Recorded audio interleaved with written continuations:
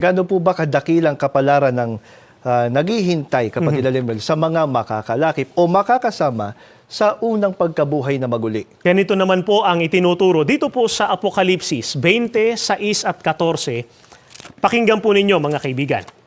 Mapalad at banal ang makalakip sa unang pagkabuhay na maguli. Sa mga ito'y walang kapangyarihan ang ikalawang kamatayan. At ang kamatayan at ang Hades ay ibinulid sa dagat-dagatang apoy.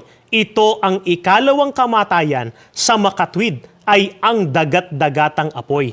Mga kaibigan, napakapalad po pala ng makasama sa unang pagkabuhay na maguli ng mga kay Kristo o ng mga kaanib sa Iglesia ni Kristo. Sapagkat ayon po sa Biblia, wala nang kapangyarihan sa kanila, kapatid na Glenn. Yung ikalawang kamatayan o yung kaparusahan doon sa tinatawag na dagat-dagatang apoy. Sapagkat kapag ang isang kaanib sa Iglesia ni Kristo inabutang buhay sa pagbabalik ng Panginoong Jesucristo, yung kamatayan hindi na po niya mararanasan. Tama po. Pero kung ang isang kaanib sa Iglesia ni Kristo abutan namang patay, makakasama siya doon sa unang pagkabuhay na maguli. Tama.